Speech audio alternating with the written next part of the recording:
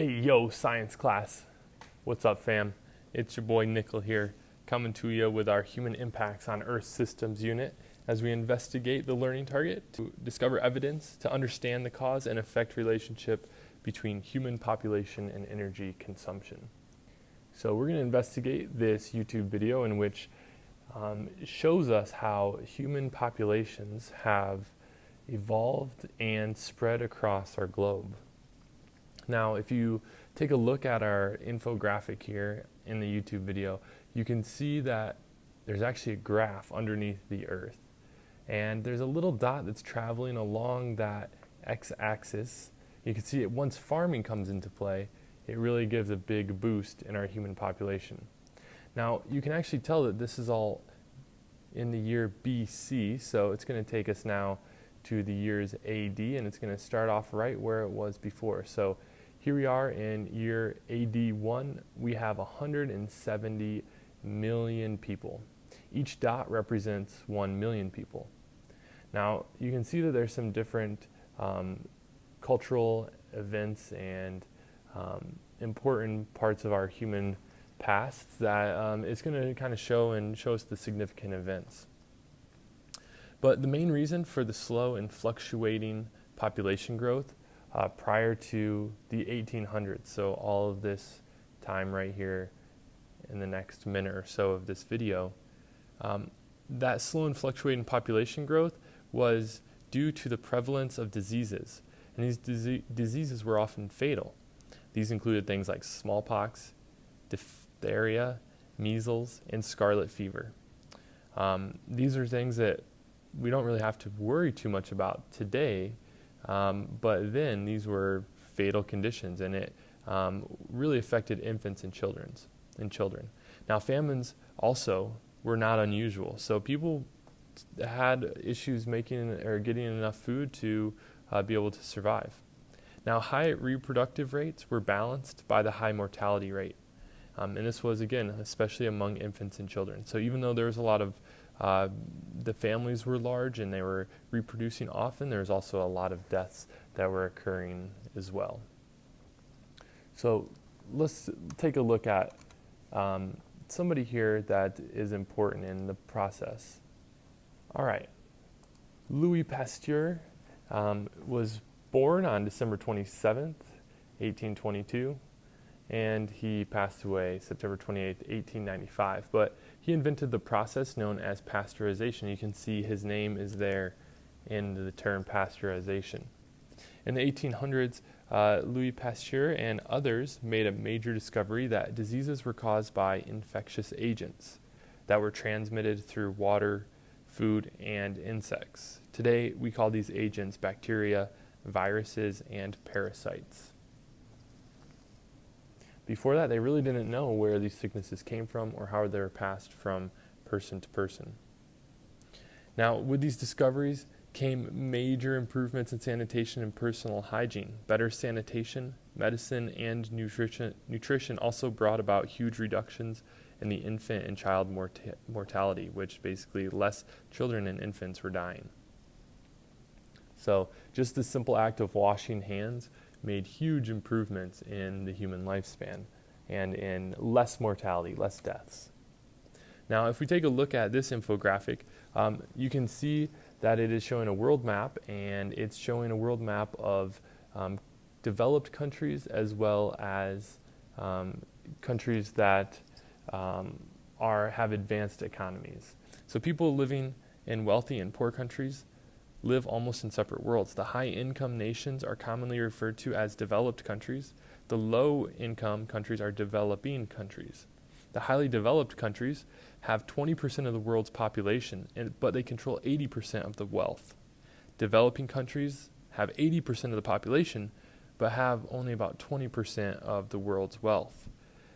Now, some people in developed nations, such as the United States, may feel poor, but they are still well within the rich category in terms of living standards for the world.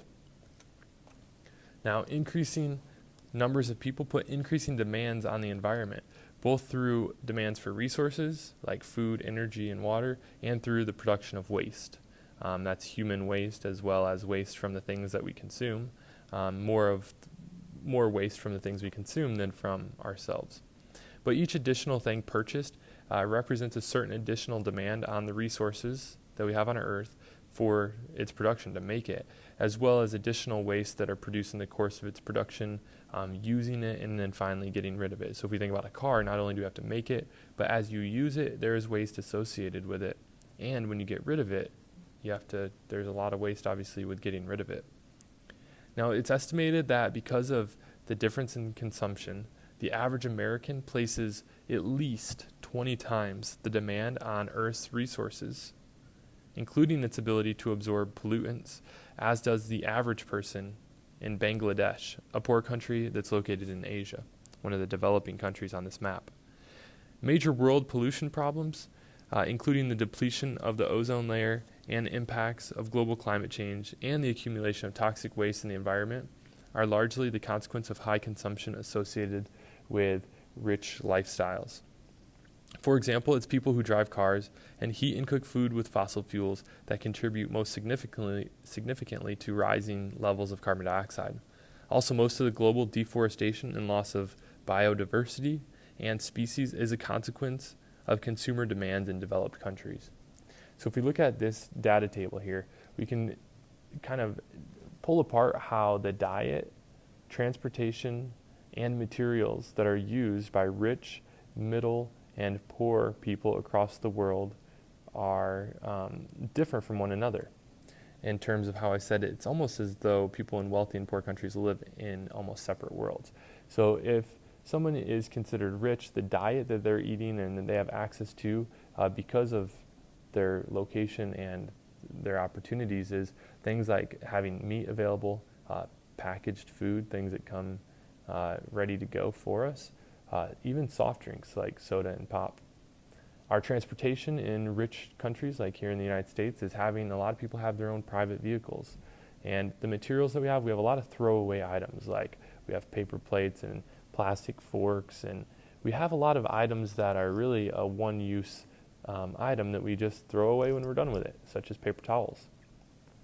If we look at the middle wealth in the world, this is where most of the world is living, and that's 3.6 billion people roughly, at least in the year 2000. And their diet is mainly going to be different types of grains like wheat and barley and rice, and they have access to clean water, and that's an important thing that is really good for those people, but they don't have the luxury of having soft drinks. Now, if we think about the transportation, they're generally taking mass transit, where a lot of people can ride in a bus, or they're taking bicycles as their independent mode of transportation. And then their materials are a lot more durable. They don't throw away their items as much. When they do get an item, it's going to last for longer. Now, if we look at the poor people on our earth, that's about 1.2 billion people. They sometimes don't have enough grain. Their water is not safe. And when it comes time to go somewhere, their mode of transportation is going to be walking. The materials that they get are basically things that they can scrounge from their local environments, their local ecosystems, and we call these local biomass. This is like using the trees in the local forest to build a house, or using the wood from those trees to heat the homes. So they're going to use the local resources. So let's take a look here. Once 1800 comes by, we will see some dramatic increases in the human population. So you can see that there are a lot of stuff that's happening, a lot of events happening, but you can see those yellow dots starting to pop up, and that counter at the top is now approaching 1 billion people. In the year 1800, we reach 1 billion people, and now we're counting in the billions, and you can watch as though it looks like fireworks exploding here on this infographic.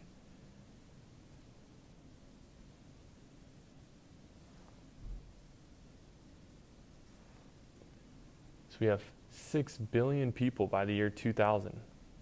Now, if we actually take a look at what the current human population is, if we look at this world population clock, this here is providing an estimate of human population based on birth rates and death rates as well.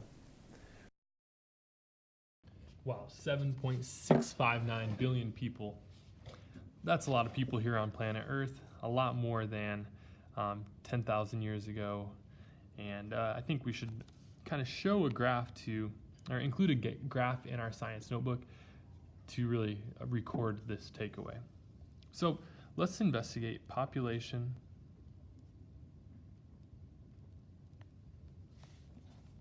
and resource. So population and resources, because as we get a lot of people on the earth, as you saw in that data table, the resources that are used are going to be impacted, and they're going to increase. We're going to use more resources if we have more people. So let's first draw a graph here by drawing the y-axis and the x-axis. On the x-axis, let's write years, and on the y-axis we'll write population. We're not going to plot the actual points here, but what we do know is that over time the population was really, really, really low. At about 1800 it started to increase a little bit, but then when we had factories and machines and farming, we find a dramatic increase in that population.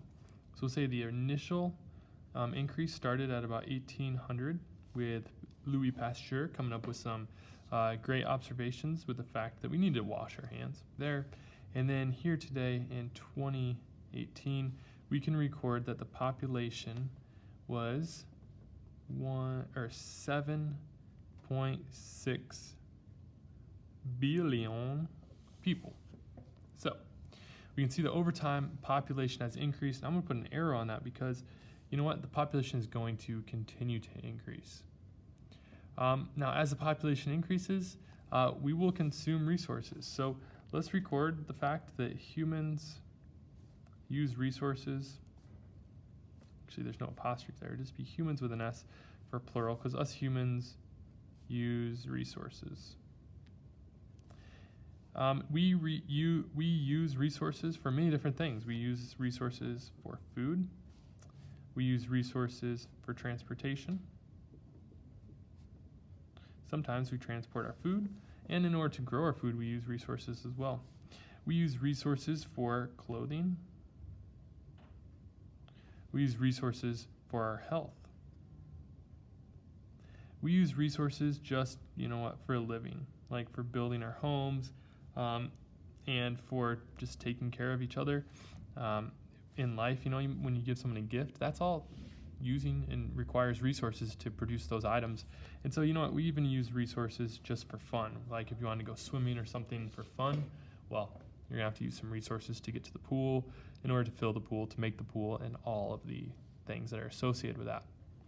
So essentially, what we can take away is the fact that humans use resources for everything that we do, and as we get more people, as human population increases, then consumption will also increase. So let's record this, that as human population increases, and in order to just add some pictures here to our notes to bring some attention to some parts, I'm going to put an up arrow there. So as human population, let's underline that, increases, resource consumption, and consumption just means that you're using something, so resource consumption, the use of resources will also increase. So let's put another arrow here and underline resource consumption. So population increase, resource consumption also increases. Now, when we use resources, there's really two types of resources that can be used. And this might be a review for you, but it's important to at least kind of review this because it is important, and it's good to know the difference between the two because we're going to really be digging into different types of resources. So we have two types of resources. We'll put a box around that to help establish a new section here on this page. And so very first one we're going to look at are non-renewable resources.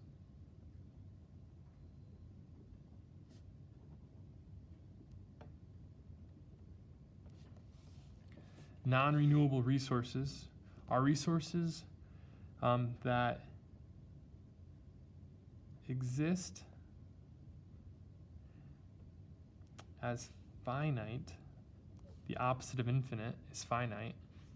So exist as finite deposits in Earth's crust.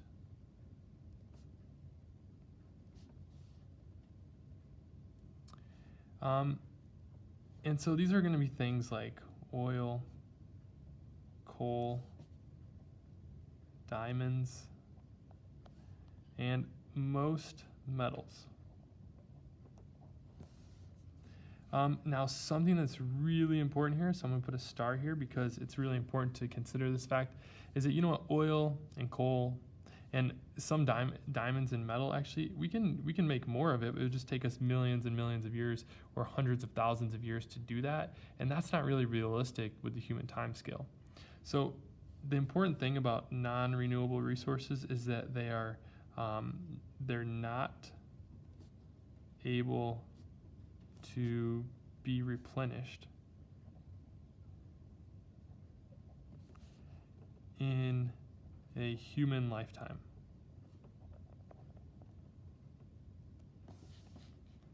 Now, this is the opposite, or the other type of resource. The opposite of non-renewable would be renewable resources.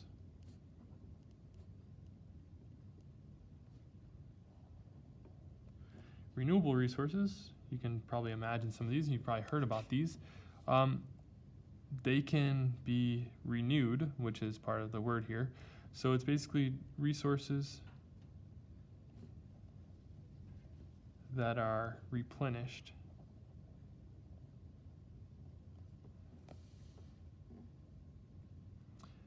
So resources that are replenished through or by reproduction and regrowth. So for example, let's put some examples here. Trees are a renewable resource. Cows are a renewable resource because we do eat those, but we can grow more. And cotton is another example of a renewable resource. And then if we really get down to one that's like not really one that you can look at or hold, but wind would be another example of a renewable resource because it can constantly be recycled as the weather changes. So down here we have some nice examples of those renewable resources. Now, as we talked about in non-renewable resources, they're not able to be replenished in a human lifetime. These are going to occur. The renewable resources will occur. They can be replenished within a human lifetime. So they're resources that are replenished by reproduction and regrowth, and we'll say within a human lifetime.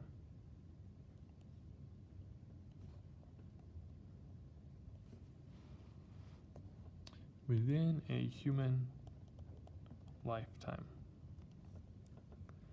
Okay, so as human population increases, we use resources. So as population increases, resource consumption will increase. But there's different types of resources that we can use, and those are non-renewable resources, and some are renewable resources. So it's important that we analyze how we're using our resources as well as which resources we choose to use as the human population continues to increase.